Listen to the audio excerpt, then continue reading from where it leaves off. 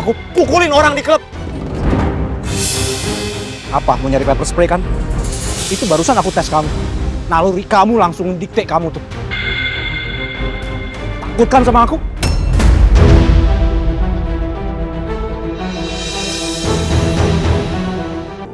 Ya, itu tadi yang dia bilang. Ya, Mas ya. Sama apple pie, thank you. Oh ya, apple pie satu. Enggak.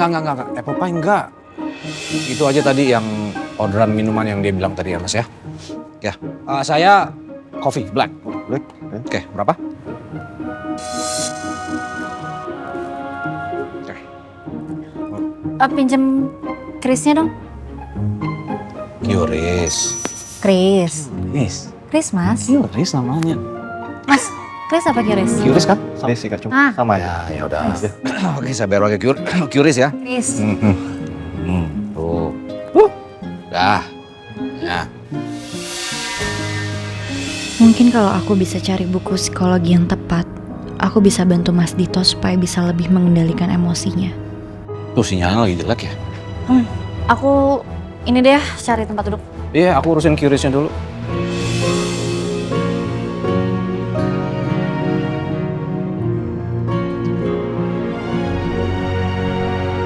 Apaan sih konsep pinjam Curis tuh? Itu balikinnya gimana? Oke, udah bisa nih Mas. Ya, makasih ya. Sama-sama nggak?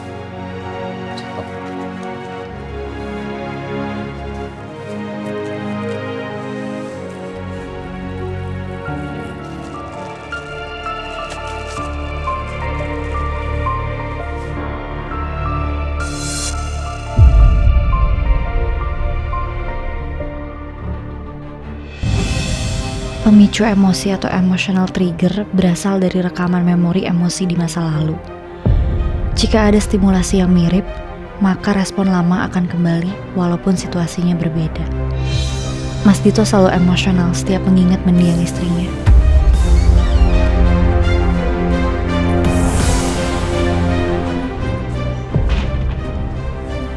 Ibu apa sih pakai diumpetin segala? Novel cinta. Novel cinta. Masih aja kamu percaya sama cinta. Percaya sama Tuhan, jangan sama cinta. Ngapain juga. Dulu udah. Udah dikasih tahu. Mas, ini udah panas. Nggak mau denger khotbah. Khotbah. Orang kita lagi sharing, bertukar pikiran. Rif, kalau lo nggak percaya, lo bisa cek sendiri nama istri gue. Tanti Pradito Karna. Ada kok di berita. Kecelakaan Tanti Karna. Sharing tukar, mikir ting, sharing ting. Kasih ya Mas. Makasih Mas. Itu yang kamu pesan, astaga. Gula semua itu nak. Serem banget, sugar rush nanti kamu.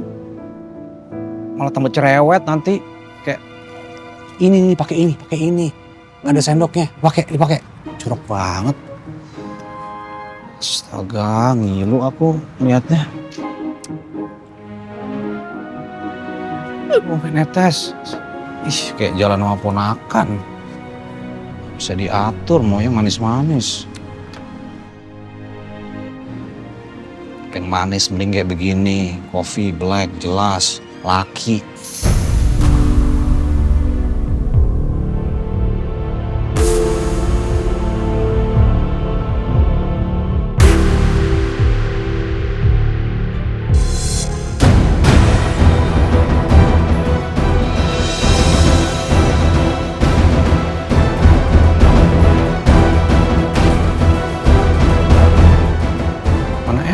Kayak begitu. Ih, ngilu aku ngeliatnya. Kasihan gusi kamu. Jadi selama ini ada di depan aku ya? Iyalah. Depan mataku juga bentukannya kayak begitu. Astaga, isinya gula semua. Kapan mau cerita? Hah? Kapan mau cerita kalau Ora adalah Tanti?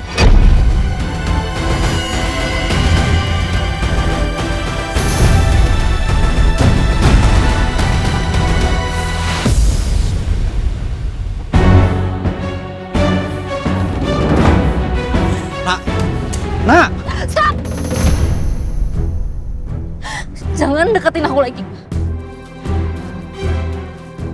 Aku cerita ke kamu mas semuanya. Semuanya. Aku cerita kalau orang harus kabur dari rumahnya karena dia takut sama suaminya. Ariana! Aku taunya dia benar-benar meninggal. Aku sama kagetnya seperti kamu. Ternyata orang yang udah buat orang harus hidup dalam pelarian. Orang yang udah bikin dia sampai masukin kematiannya kamu. Wah, nggak ngerti. Kok bisa sih? Kok bisa sih mas kamu?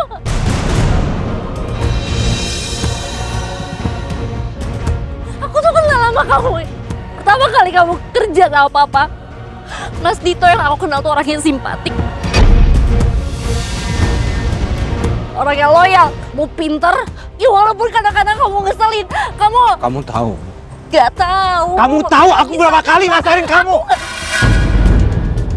Kamu tahu itu? Aku sering kasar sama kamu. Bau kamu gimana? Ya, tapi ada situasinya kan. Bahu aku. Oke, kamu cengkram aku kenapa? Karena kamu habis dihina sama Pak Oscar. Kalau kamu lihat aku banting-banting barang. Aku pukulin orang di klub.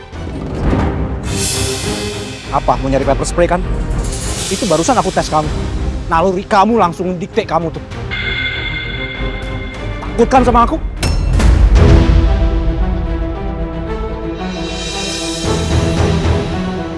Itu makanya kamu pasang CCTV dalam rumah. Kamu kucing pintu sampai 2 kali.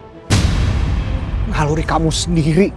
Kamu dalam hati kamu tahu kamu takut sama aku. Aku orang yang berbahaya buat kamu. Ya tapi aku nggak bisa diem aja. Aku nggak mungkin tinggal ngebantu dia buat ngelaporin kamu, Mas. Ya udah, oke. Kalau kamu mau ngelapor, kamu mau lapor apa? Ya laporin semua yang Tanti udah ceritain ke aku. Ya apa? Ada luka kok di tangannya. Penyebabnya apa? Apa ada laporan visum? Ini kita ngomongin luka dari 10 tahun yang lalu loh. Nak. Apa? Orang bisa aja ngarang cerita sendiri. Aku ini jaksa. Jaksa itu tugasnya itu ngeberantas pengusaha mafia. Sama seperti papa. Lihat kejadiannya papa. Ada pengusaha mafia yang coba fitnah dia kan? Sekarang apa jaminannya kalau Tanti bukan suruhan orang untuk memfitnah aku? Supaya aku berhenti ngusut kasus mereka. Mungkin lah Mas, Tanti. Kamu tahu betul. Kamu nggak bisa ngelaporin aku secara pidana. 10 tahun, Nak. Kenapa baru lapor sekarang? Motivasinya apa? Uang. Publikasi. Karena aku sedang menikah dengan anak seorang Arman Prawira. Karena aku adalah kandidat kepala jaksa regional. Kamu cerdas, Nak. Kamu tahu persis kamu gak bisa ngelaporin aku secara pidana. Ini ada perempuan yang ngaku-ngaku jadi istri aku, yang mana sekarang orangnya kerja menggunakan identitas palsu di rumah kamu. Itu aja udah pelanggaran. Atas peristiwa apa? Peristiwa yang udah pernah terjadi 10 tahun yang lalu. Kesehatan mentalnya dia aja kita semua nggak ada yang tahu gimana.